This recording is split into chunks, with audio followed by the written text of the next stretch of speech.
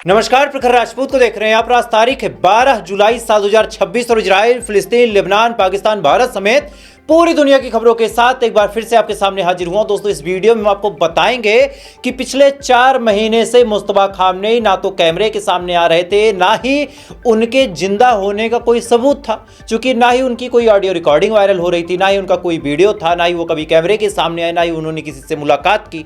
लेकिन 4 महीने बाद अचानक से मुस्तफा खामनेई का एक बयान निकल के सामने आता है, लेकिन इस बयान ने पूरे अमेरिका की नींद उड़ा दी। अब ये बयान कौन सा है, इसके बारे में हम डिटेल में आपको बताएंगे। और साथ ही लेबनान के अंदर अब अमेरिका की डेलीगेशन पहुंचे हैं, और डेलीगेशन पहुंच के किस मुद्दे पे, किस मसले पे बातचीत कर रहे हैं, और इससे इजराइल को कितना बड़ा झटका लगने वाला है, इसके बारे में भी हम आपको डिटेल में बताएंगे। और साथ ही स्ट्रेट ऑफ हार्मोज को लेके ईरान और ओमान के बीच बातचीत हो रही है। अब इस बातचीत में क्या कुछ चीजें हुई हैं, क्या कुछ कहा गया है ईरान द्वारा, क्या कुछ कहा गया ओमान द्वारा, इस वीडियो में ये भी आपको बहुत डिटेल पता चलेगा दोस्तों। और साथ ही इस वीडियो में हम आपको ये भी बताएंगे कि डोनाल्ड ट्रंप के सामने ईरान ने एक डिमांड की है।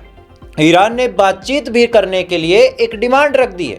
अब यह डिमांड कौन सी है, क्या कुछ कहा है, इसके बारे में भी हम आपको बताएंगे। और साथ ही जंग क्या सच में होने वाली है, या फिर जंग के बादल छट गए हैं, इसके पीछे क्या पूरी अपडेट है, इसके बारे में भी आपको पता चलेगा। और साथ ही भारत से जुड़ी कई सारी ऐसी खबरें हैं जो खबरें आपके लिए बिल्कुल जाननी चाहिए, उन तमाम खबरों को हम आपके सामने बताएंगे। यानी यकीन मानिए दोस्तों, आज जितनी भी खबरें मैं आपको बताऊंगा वो तमाम खबरें बहुत ज़्यादा अहम होने वाली हैं, बहुत ज़्यादा इंपॉर्टेंट होने वाली है। इस वजह से अगर आप चैनल पर नए हैं तो वीडियो को लाइक जरूर कर लीजिएगा, चैनल को सब्सक्राइब कर लीजिएगा, और साथ ही कमेंट में आप इस वीडियो को कहां से देख रहे हैं मुझे कमेंट करके बताइएगा दोस्तों। तब तक एक एक करके मैं आपको खबरें बताता हूं, लेकिन इससे पहले कि खबरों को बताना शुरू करूं, आज तमाम लोगों को एक बार फिर से दिल से धन्यवाद देना चाहूंगा। और धन्यवाद देने के पीछे वजह यह कि कल मैं आपको बताया कि भाई यूट्यूब उतना पैसा मुझे नहीं देता, और वो बात मैंने यूं ही सरकाज़म में बोल दिया था, मैंने कोई आपसे डिमांड नहीं की थी।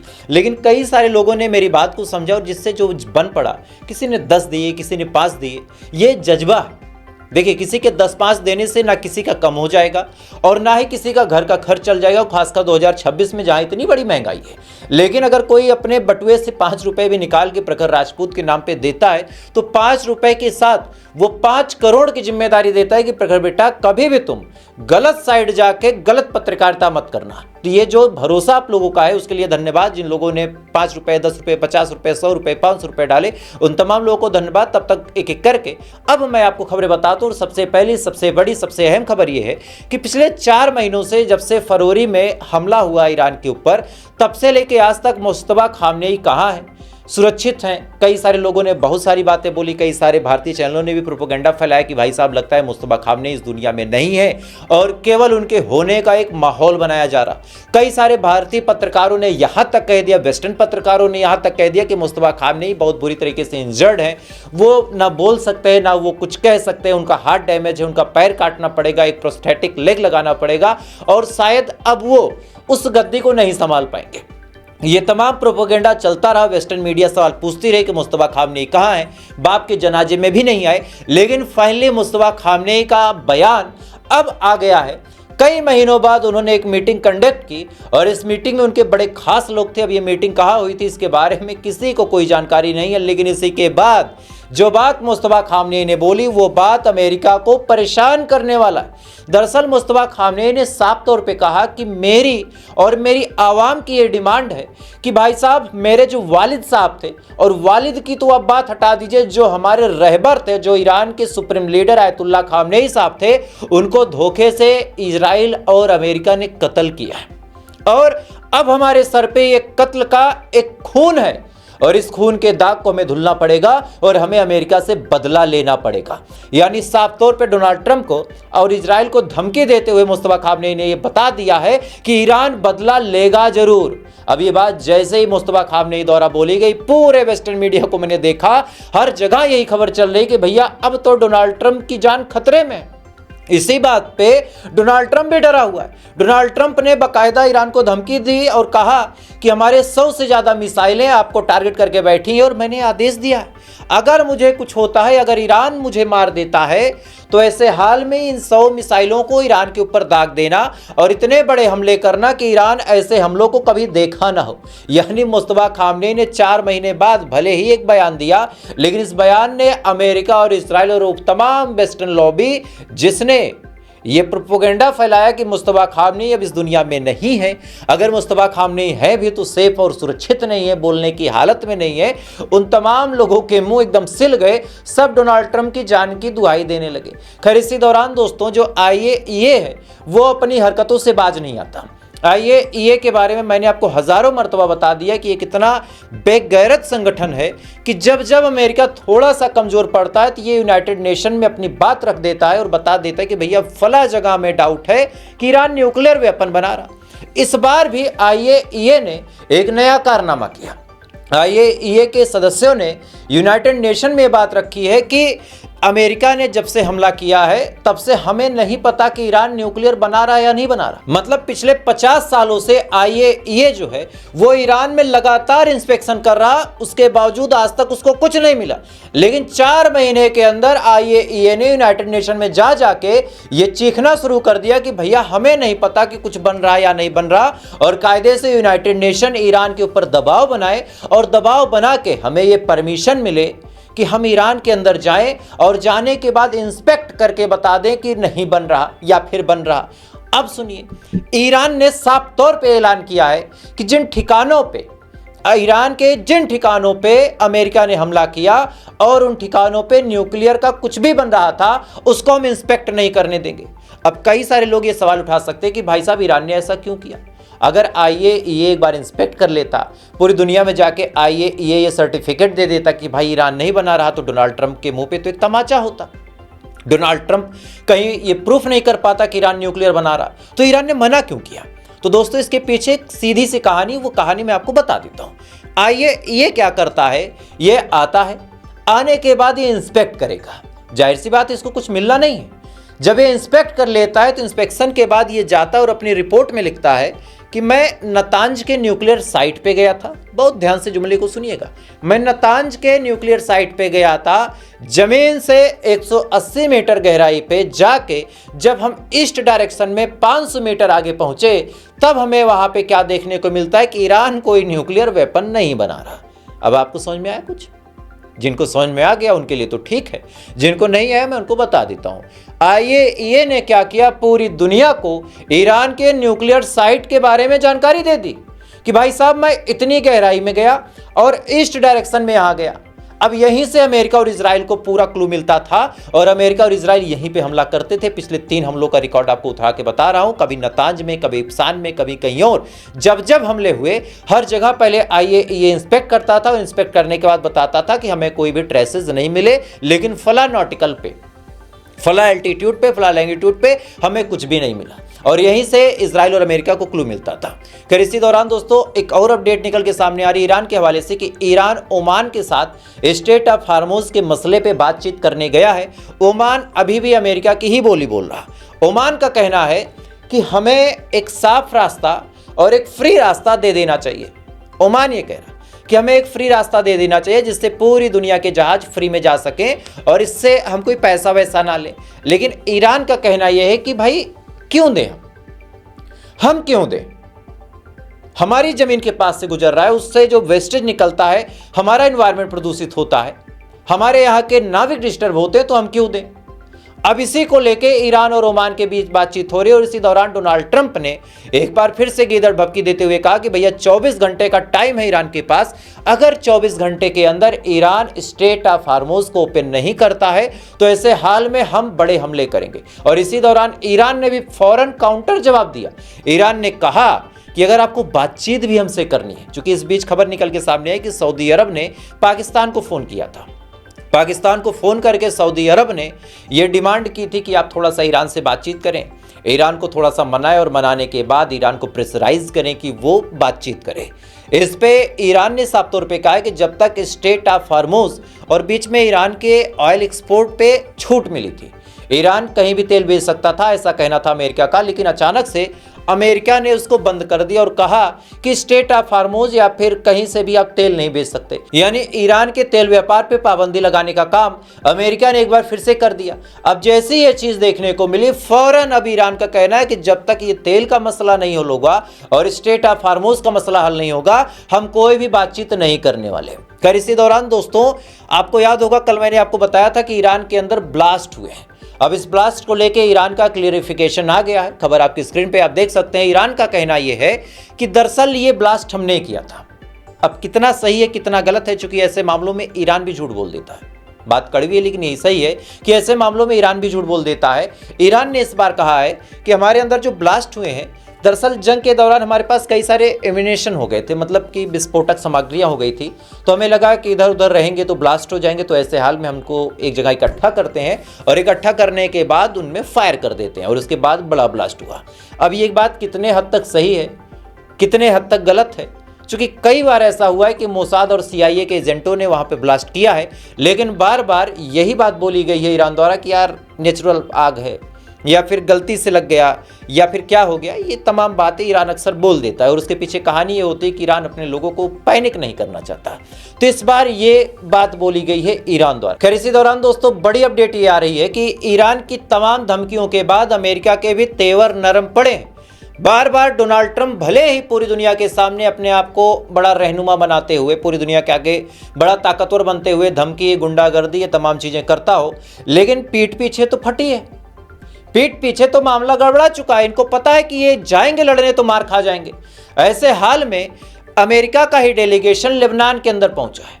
जी हाँ, आपको कभी उम्मीद थी कि लेबनान के साथ अमेरिका कोई बातचीत करवाएगा इजराइल की, या फिर वहां पे जाके कोई ऐसा जुगाड़ बनाएगा कि ईरान खुश हो जाए? नहीं थी। लेकिन अब सुनिए, अमेरिका की डेलीगेशन लेबनान के अंदर पहुंचे हैं और पहुंचने के बाद लेबनान के साथ मीटिंग करके जो अमेरिका है वो आश्वासन देने की कोशिश कर रहा है कि हम इजराइल से बातचीत करेंगे और इजराइल को कन्विंस करेंगे निहाओ कि जो बफर जोन है उस बफर जोन से इजरायली सैनिक पीछे हट जाएं। ये अमेरिका कह रहा है। वो अमेरिका जो गाजा में जब नरसंहार जिनोसाइड हो रहा था तो हथियार देता था, अब लेबनान के मसले पे इजराइल के खिलाफ खड़ा हो गया। वजह जानते हैं क्या? ईरान इनकी फाड़ देगा इस वजह से। खैर, इधर तो ये तमाम चीजें चल रही हैं, इधर इजराइल क्या कर रहा हुआ आप सुनिए। CNN के कुछ पत्रकार वेस्ट बैंक के अंदर गए थे। CNN के, अब CNN कहाँ है खूब पता है आपको, इंग्लिश में नाम है तो कहाँ का होगा ये भी आपको पता है। CNN के कुछ पत्रकार वेस्ट बैंक के अंदर गए थे। अचानक से जो इजरायली सेटलर्स थे वो इन पत्रकारों के ऊपर हमला करते हैं और हमला करने के बाद इनको बुरी तरह चोट पहुंचा देते हैं। अब चूंकि CNN बड़ी न्यूज एजेंसी है, मामला हाईलाइटेड हुआ, पापा के पास फोन गया, बड़े साहब, वहां से फिर नेतन्याहू के पास फोन आया। नेतन्याहू को जब डांट फटकार पड़ी तब नेतन्याहू ने अपनी पुलिस को आदेश दिया कि उनको थोड़ा सा रेस्ट कर लो। इसके बाद 4 लोगों को गिरफ्तार किया गया है जिन लोगों ने CNN के पत्रकारों से बेहुरमती की। बहरहाल इधर जो इजराइल है वो कहीं भी अपनी हरकतों से बाज नहीं आ रहा। आपको याद होगा मैंने आपको वीडियो भी दिखाया था कि डोनाल्ड ट्रंप ने बाकायदा एक बार फिर अल-जुलानी के सामने बैठ के बाद बोल दी कि गोलन हाइट इजराइल को हम दे रहे हैं, और जो जोनाली था वो शांत खड़ा रहा। वीडियो देख लें एक बार आप। No president's done as much for Israel as I have. Nobody even close. If you look at, I mean, just look at all the things with Jerusalem, all the different things that we've done. The Golan Heights, I did things. Nobody has ever done anything for Israel like me, and we made tremendous progress. And we've made a lot of progress with Iran too. Wiped out their military, but they should have been done 47 years ago. If I could, do you think that that Prime Minister Netanyahu should be re-elected this election? इस video में आप साफ तौर पे देख सकते हैं कि अल-जुलानी के सामने डोनाल्ड ट्रंप ने साफ तौर पे बोल दिया कि गोलन हाइट इजराइल का है, और अल-जुलानी के मुंह से एक शब्द नहीं निकला। और इसी का रिजल्ट आप स्क्रीन पे एक वीडियो देख रहे होंगे। ये वीडियो सीरिया का बताया जा रहा है और इस वीडियो में सीरिया की एक महिला के साथ इजरायली सैनिक बेहुरमती कर रहे हैं। वीडियो पूरी दुनिया में सर्कुलेट हो रहा, पूरी दुनिया के लोग क्रिटिसाइज कर रहे हैं, लेकिन सीरिया की ऑफिशियल सरकार एक शब्द नहीं बोल सकती इजराइल के खिलाफ। मतलब सीरिया की एक महिला के साथ इजरायली सैनिक बेहुरमती कर रहे हैं। वीडियो में आपको दिखा भी रहा हूं सबूत के तौर पे, लेकिन सीरिया नहीं बोल पा रहा। क्यों नहीं बोल पा रहा वजह आपको पता है। इधर सऊदी अरब बार बार पाकिस्तान को फोन कर रहा, लेकिन वही सऊदी अरब ईरान को फोन नहीं कर सकता। क्यों? क्योंकि पता है कि ईरान अच्छा खासा नाराज है। इधर ईरान के हवाले से एक और अपडेट आपको दे देता हूं, सुनेंगे आपको ताजुब होगा कि रिपोर्ट निकल के सामने आई है कि जिस दौरान जंग चल रही थी उस दौरान ईरान ने अपने ड्रोन के प्रोडक्शन को ट्रिपल कर लिया। मतलब एक तरफ तो जंग चल रही थी, दूसरी तरफ रिपोर्ट यह है कि भाई जो साइंसदान थे, जो वर्कर्स थे, उन्होंने 18-18, 20-20 घंटे ओवर ड्यूटी करके, अगर एक दिन में 5 ड्रोन बनते थे, एक एग्जांपल ले लीजिए, तो उसको 15 बना लिया। क्यों? क्योंकि आवाम के अंदर दोस्तों जज्बा है, और अगर आवाम के अंदर जज्बा होता है तो फिर ऐसे कारनामे हर देश, हर आवाम कर सकती है। और इसी जज्बे का अगर आपको सबूत देखना हो तो स्क्रीन पे आके वीडियो देख सकते हैं। ये वीडियो कहाँ का है पता है? ये वीडियो उसी ब्रिज का है जिस ब्रिज पे कुछ दिनों पहले अमेरिका ने हमला किया था और उसको तोड़ दिया था, लेकिन चंद दिनों के अंदर ये ब्रिज भी बनके तैयार है। चंद दिनों के अंदर ये ब्रिज बनके तैयार हो गया और कोई कुछ नहीं कर पाया। ये ईरान के मेहनती लोग, ये ईरान के लोगों की मेहनत का नतीजा है कि चंद दिनों के अंदर ब्रिज बनके तैयार हो गया, वरना आप भी तो एक देश में रहते हैं। क्या हाल है इस देश का आपको नहीं पता। मैं अपने देश की बुराई नहीं कर सकता और करूंगा भी नहीं। मेरा देश पूरी दुनिया का सबसे खूबसूरत, सबसे वाहिद मुल्क है, लेकिन जहां के पॉलिटिशियन और जहां के वर्कर कामचोर हो जाएं फिर यही होगा। उत्तराखंड के लिए इधर मेरठ से एक ब्रिज जा रहा था, यानी यूपी से एक सड़क जा रही थी, न जाने कितने करोड़ इस पे खर्च हुए होंगे, लेकिन पहली बरसात में सड़क बनी तक नहीं और इसका डिवाइडर टूट गया। वीडियो देखें आप।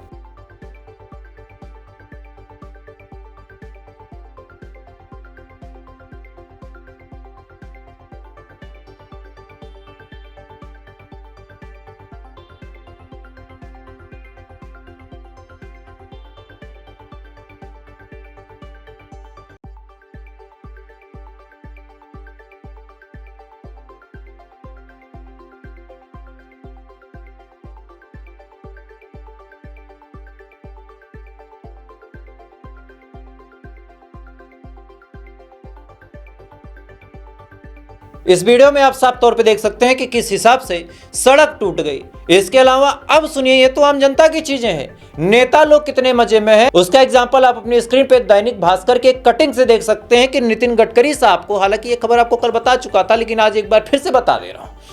नितिन गडकरी साहब को जाना था दिल्ली, कहीं रास्ते में झटके न लग जाए, इस वजह से सड़क बना दी गई। और आम जनता क्या करे समझ जाइए आप।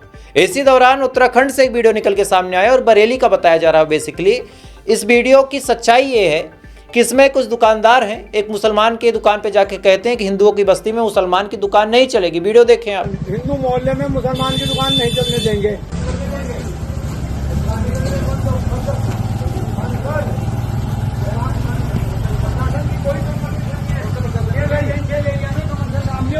बंद कर दुकान। कौन से प्रशासन से दुकान नहीं, कौन से प्रशासन से परमिशन दिखा, परमिशन दिखा कहाँ है प्रशासन तो दिखा ना भाई, बंद कर। बंद गाड़ी मेरे अपनी है, किसे परमिशन तो दिखा, दुकान खोलो आप। नहीं परमिशन दिखा ना, कहाँ है दिखा, परमिशन दिखा कहाँ है। कोतवाल साहब के पास है, कोतवाल साहब तो कोतवाल से वहीं के पास से ही आ रहे हैं हम, वहीं से आ रहे हैं हम। परमिशन कहाँ है दिखा। भाई बनकर चलने नहीं देंगे, कमर्शियल एरिया नहीं चलने देंगे, रेजिडेंशियल एरिया है। दुकान तो और भी नहीं, तो दुकानें कोई भी नहीं खोलते। बंद कर, तेरी नहीं खुलेगी। मोमडन की नहीं खुलेगी, मोमडन की दुकान हिंदू मोहल्ले में नहीं खुलने देंगे, यहाँ नहीं खुलने देंगे। बस गलती है, गलती हमें नहीं पता, हमें नहीं मालूम गलती गुलती का। बंद करी से, बंद करी से, हमें फिर यहाँ फिर हंगामा होगा, ध्यान रखिए। बनकारी से चलने नहीं देंगे बिल्कुल भी, बनकारी से। मोहल्ले वाले भी कोई भी तुरंत साथ नहीं है, इसे तुरंत बंद कर, बंद कर, बंद कर। बवाल होगा, फिर बवाल न करवा, खाम खा बवाल करवाना है तो बता दो, खाम बंद कर दे। दुकान नहीं चलेगी तो और जगह ले लेना, कहीं और खोल लेना दुकान। तुम्हारे पे तो परले मोहल्ले में भी दुकान है, वहाँ चले जाओ ना अपने मोहल्ले में दुकान खोलो।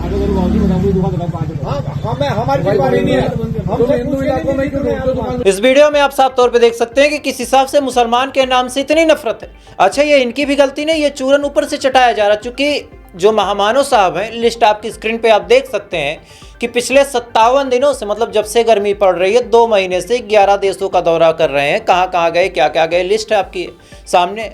तो इस लिस्ट में जब आप देखेंगे और महामानव गायब हैं, तो कुछ तो मसाला चाहिए लोगों को उलझाने के लिए। तो मसाला यही होता है कि भाई मुसलमान है, ये जिहादी है, ये आतंकवादी है, ये सब मसाला डालना पड़ेगा। समझ नहीं रही, ये 20% वाला एथेनॉल का मसाला है। ये मसाला जब तक नहीं पड़ेगा तब तक जनता कैसे पागल नहीं होगी, तब तक अंधभक्ति कैसे चरम पे नहीं पहुंचेगी, ये सवाल आप सोचिएगा खुद से। खैर, तो फिलहाल दोस्तों अभी के लिए बस इतना ही। बाकी थोड़ी देर बाद आपसे फिर मुलाकात होगी ऐसी किसी खबर के साथ। तब तक आप अच्छे रहें, खुश रहें, अपना ख्याल रखें, अपने देश का ख्याल रखें। जय हिंद, ऊपर वाला आपकी बात करें।